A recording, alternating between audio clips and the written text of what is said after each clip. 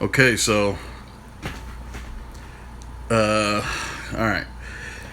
For anybody that's into video games, that plays video games, at this point, well, that has played for a while. At this point, you know that Madden comes out at the end of this month, or at the beginning of the next month, and the beginning of September, NBA 2K20 comes out, which is this is usually my busiest time of the year with as far as games go because I buy them every year, but the ratings, most of the ratings were released. Most of the top ratings were released.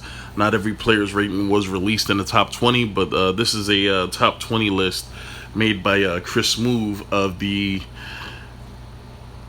top 20 NBA players. And I'm going to try to leave his link in the description. Go check him out.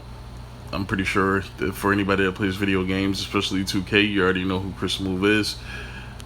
Amazing YouTuber. But I'm just gonna look over these ratings and I'm gonna give my thoughts on these ratings and at the end of the video, then I'm gonna show you a list that I made attached to another video. All right. So I have no problem with Ben Simmons being an 87 overall. I think having him anywhere near a 90 is just too much. I mean, his offensive game is extremely limited, and in the offensive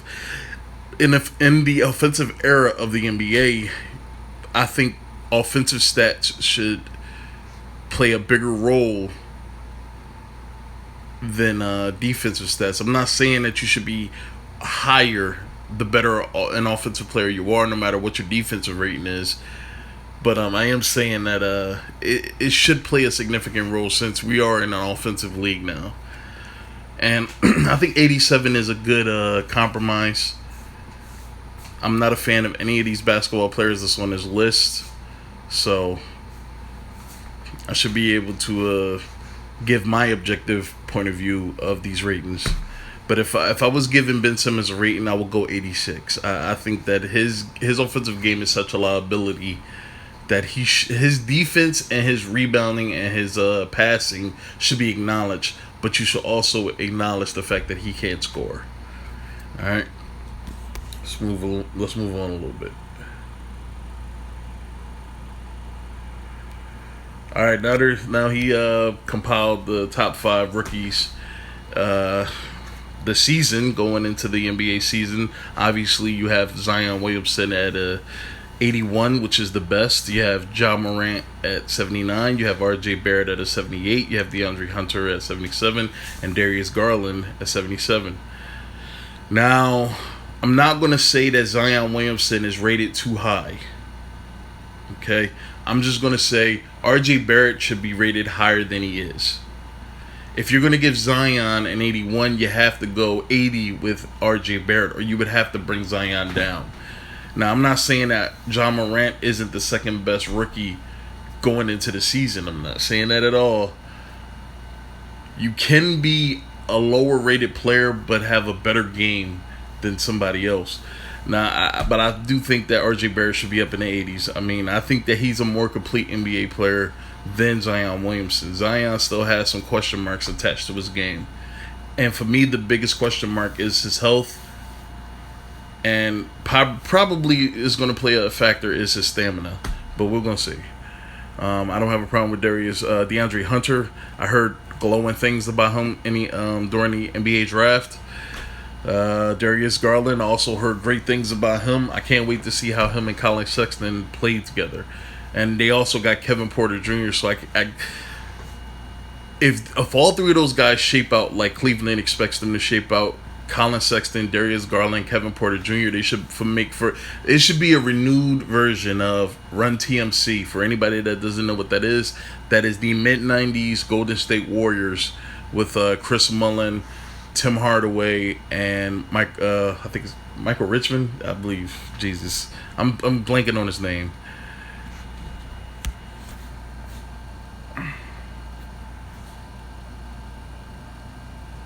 And they also have the top 5 best 3-point shooters. You got to go 3-point shooters because that's what they got up here. I mean, if you're going to put shooters, you got to include mid-range and give out an average. But this is the top 5 3-point shooters. Obviously, they have Curry at 99.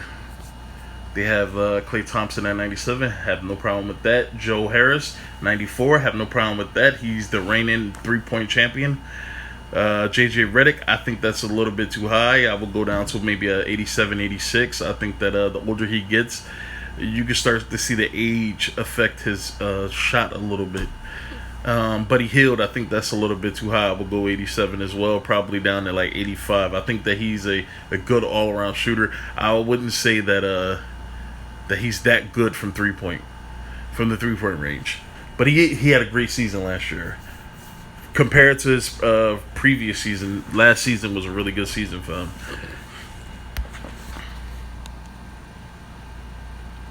Now we're going to get to the ratings. All right, right here we have Rudy Gobert at an 88. We also have his running mate on his team, Donovan Mitchell, at an 88.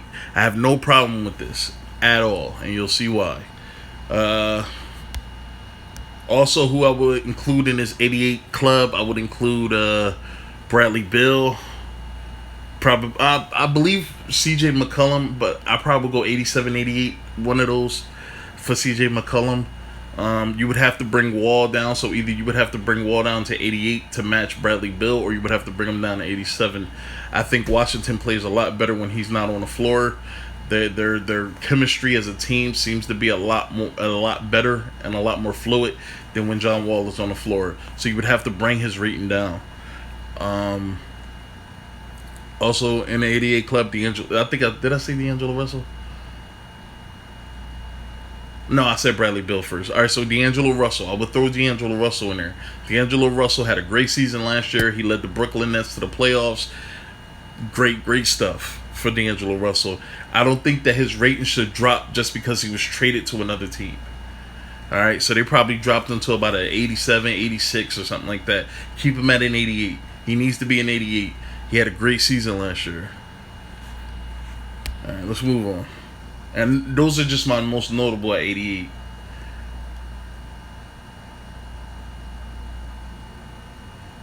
Right here, you see Donovan Mitchell. I have no problem with that. I think Donovan Mitchell, although he didn't have as explosive of a season as he did his rookie year, I still think he was consistent enough to stay with an 88.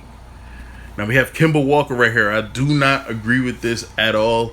I'm not going to say that he should be way higher, but you got to put him up to an 89, man. I don't think that there's too much of a leap from Kemba to Kyrie. Although Kyrie is better, I don't think there's a significant leap from Kemba to Kyrie. Kyrie is a better ball handler. He's a better shooter off the on the move, but Kemba Walker is a killer. I mean, this dude is an assassin from the three-point line. And he can score from anywhere on the floor. And when he came into the league, he had probably one of the best, what do you call it, step-back jumpers? Or fadeaway. It was like a fadeaway turnaround shot or spin shot or something like that. I mean, he had it when he was in college. He brought it to the NBA.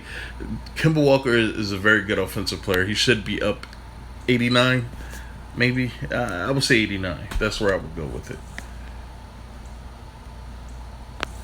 Jimmy Butler should be an 89. You're talking about a guy that is very clutch down the stretch of the games. He's a great defender.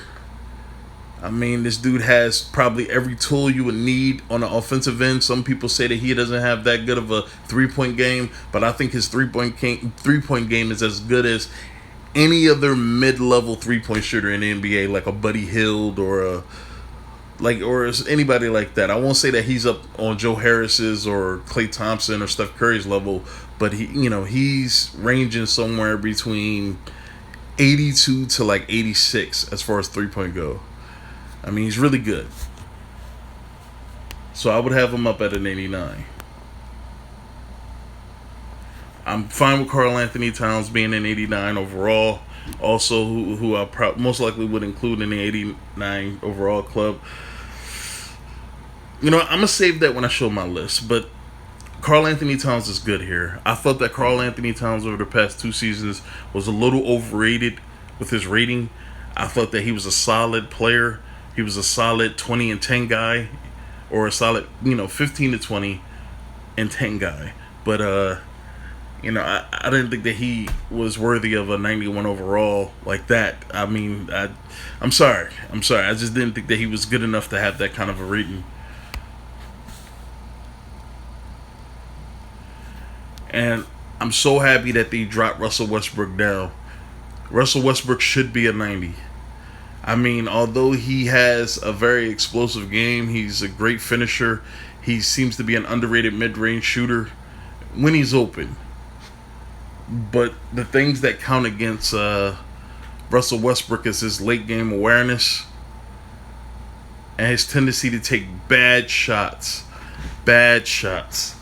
His tendency to take bad shots. I had to say that because people need to understand Russell Westbrook is not a fucking god. You got to stop comparing him to Oscar Robertson. Just because he did something that hasn't been done since Oscar Robertson does not mean he's on the level of an Oscar Robertson. Oscar Robertson is who this dude should want to be like. Alright? Oscar Robertson averaged a triple-double a game back when triple-doubles was rare. Alright? Certain players were put at certain positions to do certain jobs. Nowadays, the positions blend in so much. Now you can be a center that can play small forward. You could be a point guard that can play small forward. You could be a small forward that plays point guard or center. Like shit, back in the 80s, Magic Johnson was playing center in the NBA Finals. So I mean, back then the positions were separated. You did your job, but Oscar Robertson, obviously, man. I mean, he was cut from a different cloth, man.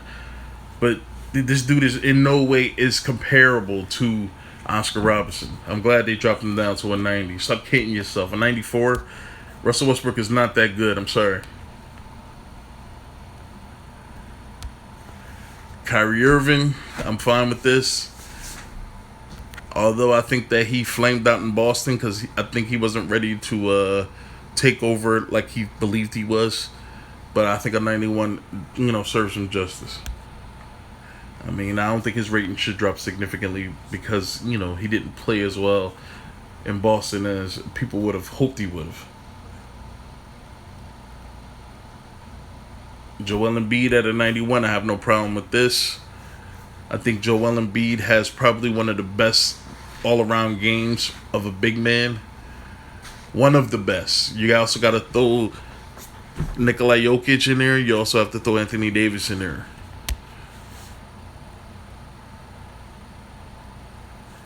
Damian Lillard should be 1 point higher. I think that he showed a different layer to his game last year. And he finally was able to get his team to the Western Conference Finals. I think 93 is not asking too much. All right. Now, who needs to be at 92 is Nikola Jokic. I'm surprised they didn't have a screenshot of Nikola Jokic. Wait, let me go back for a second. His face looks a little better, man, but I don't know what it is with 2K and making Russell Westbrook look like a damn frog, but his face looks a little better this year. Alright, now some people had a problem with this. Paul George at a 93. I think Paul George at a 93 is fine. Honestly, I probably would have bumped him up to a 94, but I'll settle at a 93. Paul George had the best season of his career last year, and he also was in the top 5 of the MVP race, which people like to forget. They keep saying, well, Westbrook had a better season. Look, just because Westbrook averaged triple-doubles does not mean he had a better season than a lot of players. Alright? He's just a stat patter. That's all he is. And I'm going to say this again. Russell Westbrook boxed out Carmelo Anthony, his teammate, at the end of the game to get a rebound to keep his... Sir. Damn. To keep his triple-double streak going. Damn. Dude is extremely selfish. Paul George does not have a selfish game. I mean, he's not a primary ball handler for the most part. Sorry. I haven't drank any water today, so I'm kind of coughing and all types of shit, man. I need to get some water after this. Let's move on. Anthony Davis at a 94 is good. It's good. I probably would. No, I'm gonna go 94, man. I keep trying to give Anthony Davis the benefit of the doubt, but I'm gonna stick with 94. There's one other player that needs to be in 94, and I'm gonna show you who he is. All right, and I'm gonna explain why. Let's move on. James Harden is a little bit too high. I will put him down to a 94, but this is not the player I was just talking about. James Harden needs to be put down at a 94. His defensive effort is lacking. I mean, this dude is nothing but a ball hog at best. I'm not saying that he's not good at being a ball hog, but I mean, you put two of the most selfish players on the same team. You really think it's going to result in an NBA championship? You got to see that. Giannis Antetokounmpo. There's no way Giannis and James Harden should be the same rating. Giannis's game is a lot more rounded. I'm not going to say that he's as better offensively as James Harden. He's not, but Giannis Antetokounmpo is a polar opposite. He's a dominant defensive player with a good offensive game. All right, good. But James Harden shows absolutely no effort on defense. I'm not gonna say absolutely no effort. His defensive effort is lacking. All right, so there's no way I would at least put James Harden down to a 95. At the most 94. There's no way they should be rated the same. Kawhi Leonard should be a 97. Kawhi Leonard should be the highest rated player in the game. And oh yeah, I forgot. Kevin Durant should be a 95, and so should Steph Curry, because we didn't even see him on there. No screenshots for them for some reason. I don't know. But Kawhi Leonard should be the best player in the game at a 97. He's not the best player in the game. He's tied up with somebody, and I'm pretty sure we all know who that is. Okay? Let's move on to him. LeBron James. There is absolutely no way LeBron James is a 97 overall. Okay? This dude has some of the most questionable stamina. See, people say that he was injured for 18 games. No, he was resting for most of those games. I'm not going to say he wasn't injured. I'm not going to say he wasn't hurting. He was resting for those games, man. Because how do you go from a knee injury or an ankle injury or something like that? You set out for 18 games. Your first game back, you average 40 minutes. You put up over 20 points and have damn near a triple-double. But we supposed to believe that this dude was hurt? Come on, man. Come on, bro. No. 40 minutes. Now, even if his stats were the same, I wouldn't have as big an issue as 40 minutes. Your first game back, you played 40 minutes. That dude was resting. I'm sorry. He was using the injury as an excuse to rest. Okay? Because it's funny how in the thick of the Lakers playoff run, the thick of the late season playoff run that the Lakers were trying to make, dude seemed to be fine. I mean, he seemed like nothing was bothering him at all. So, I'm sorry. I don't believe he was injured. He shows absolutely zero effort on defense. I mean, zero. There are so many clips of LeBron out there standing around watching people just either drive by him, drive by his teammates, attack at the rim, and LeBron does not move at all. At all. Last year, there's this guy, Brian Mazik, Unique Mazik, for anybody that knows his channel. He had ratings last year on his channel, and I was watching him, and I put in the comments, like, I think 96, 97, 98, whatever he was last year at the beginning of the year was too high. I mean, this dude plays no defense. He should be down at a 95. He should be down at a 90. And Brian Mazik said, no. Like, I was saying too much, and I wasn't. It was reasonable to put him at a 95 last year. Now this dude needs to be dropped down to a 94. Okay, I'm sorry, man. I think 97 is way too much, man. 97 is way too much. LeBron gets way too much respect, and his game does not deserve as much respect as this guy gets. I'm sorry. I mean, when you don't play defense, but you want to be considered one of the best players in the league, when Kawhi Leonard on the other end of the world is fucking playing, or other end of the, country, I mean, and he's playing defense and offense at a high fucking level, but nobody considers him to be one of the best players in the league. Come on, man. No. I'm sorry, bro. I'm sorry. No, no. There's no way you're as good as he is. Sorry, this is way too high. But you know what? All right, I'm gonna give me a second. I'm gonna get out of this video because that was it, and I'm gonna go back to right here. All right, pause. This is Cash Nasty. We're not looking at him. I'm going down to my comment. Here it is right here. Now this is my top 20 ratings. All right.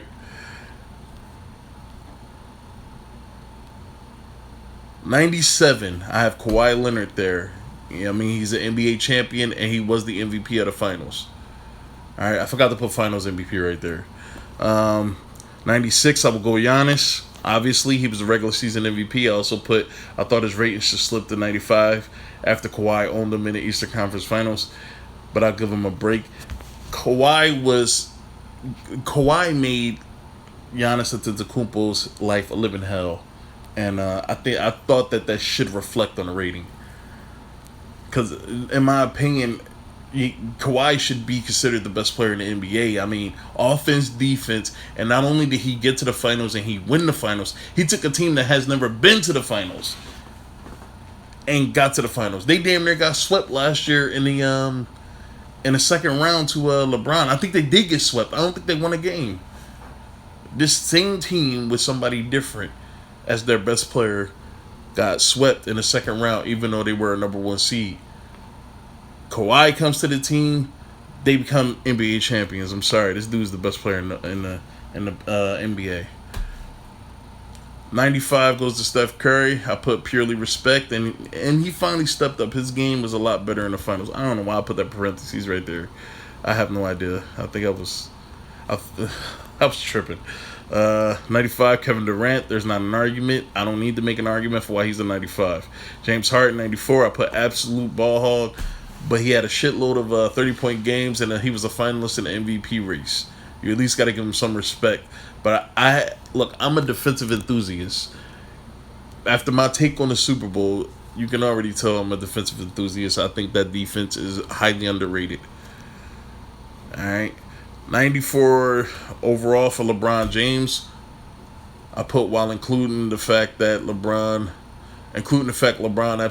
shows absolutely no effort on defense whatsoever. He's still super athletic. I also put the little steroids joke in there, and he's still dominant physically. All right, and the reason why I say steroids is because he is the only player that I know that can age in 30s and still seem to either maintain his same level of athleticism or his athleticism increases. All right. There's no way this dude is that much of a freak that his body seems like it doesn't age. His stamina ages, but I look to see if he does something about that next year. 94, him and his running mate should be a 94 as well. He is the best big man in the NBA in my opinion. Paul George, I had him at a 93. He was in the top 5. He was a top 5 finalist for the NBA MVP, and he had his best season last year. Damian Lillard also had a 93, like I said. Just made a little bit of a joke there, but he should be a 93. 92 should be Nikola Jokic. I think this should be higher, but I'll settle here. 91 is both Kyrie Irving and Joel Embiid. I have no problem with them being there. Russell Westbrook is 90. He should be a 90. And for people that think he should be higher than a 90 or like a 94, 95, or 96 is crazy. Karl Anthony Towns is a 90. I went up 1 because, I didn't think there was much of a difference between 89 and 90. I could go either way with that. Now, with my 89 overalls, I have Jimmy Butler, Kemba Walker, and Klay Thompson. All right. Jimmy Butler should be higher than an 88. And so should Kemba Walker. It's not that much of a difference, but it should be higher. I have Rudy Gobert and Donovan Mitchell and D'Angelo Russell at 88 overall. These are my top 20 lists. And for most of these guys, I already gave you. I think that their rating should be where it is or where it should be. Now, for my notable mentions, the argument can be made for everybody to at least be an 87 or an 88. All right. I got John Wall, Bradley Beal. I already explained why. CJ McCollum, who had a phenomenal playoff run. Nobody talks about it much. He should be at least an 88. Yusuf Nurkic, before he went down with that terrible injury late in the season. Because to be honest, I think that the Portland Trailblazers would have fared better in the playoffs if they had him. He had a terrible injury, which cut his season short. Hopefully, it doesn't cut his career short. But that game that he got hurt, that was his best game of his career. So he should be at least an 87, 88. Chris Paul, about an 87.